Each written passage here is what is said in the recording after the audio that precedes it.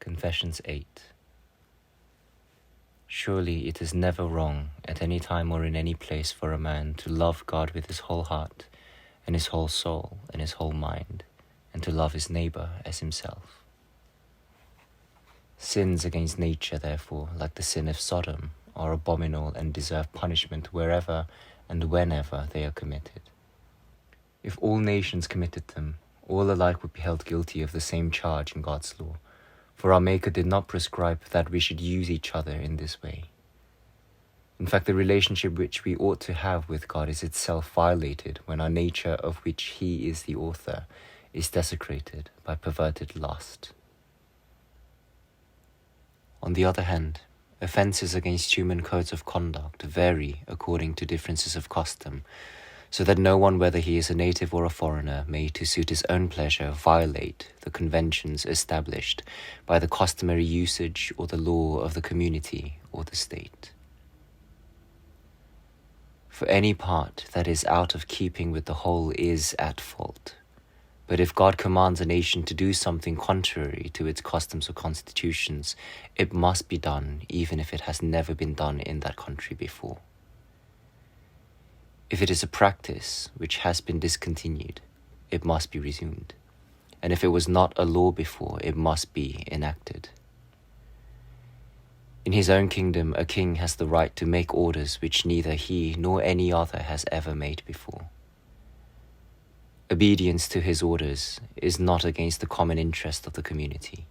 In fact, if they were disobeyed, the common interest would suffer, because it is the general agreement in human communities that the ruler is obeyed.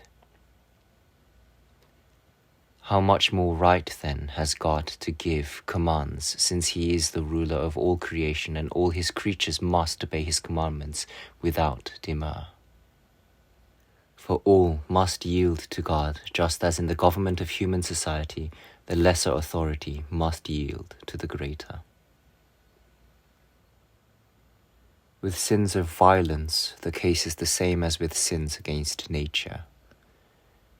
Here the impulse is to injure others, either by word or by deed, but by whichever means it is done, there are various reasons for doing it. A man may injure his enemy for the sake of revenge. A robber may assault a traveler to secure for himself something that is not his own. Or a man may attack someone whom he fears in order to avoid danger to himself. Or the injury may be done from envy, which will cause an unhappy man to harm another more fortunate than himself, or a rich man to harm someone whose rivalry he fears for the future or already resents. Again, it may be done for the sheer joy of seeing others suffer, as is the case with those who watch gladiators or make fun of other people and jeer at them. These are the main categories of sin. They are hatched from the lust for power, from gratification of the eye, and from gratification of corrupt nature. From one or two of these, or from all three together. Because of them, O God most high, most sweet, our lives offend against your 10-stringed harp, your commandments, the 3 which proclaim our duty to you, and the 7 which proclaim our duty to men. But how can sins of vice be against you, since you cannot be marred by perversion? How can sins of violence be against you, since nothing can injure you? Your punishments are for the sins which men commit against themselves, because although they sin against you, they do wrong to their own souls, and their malice is self-betrayed. They corrupt and pervert their own nature, which you made and for which you shaped the rules, either by making wrong use of the things which you allow, or by becoming inflamed with passion to make unnatural use of things which you do not allow. Or else their guilt consists in raving against you in their hearts and with their tongues, and kicking against the goad.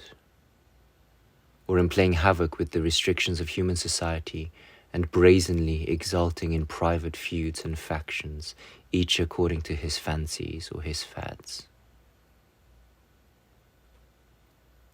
This is what happens, O Fountain of Life, when we abandon you, who are the one true creator of all that ever was or is, and each of us proudly sets his heart on some one part of your creation instead of on the whole.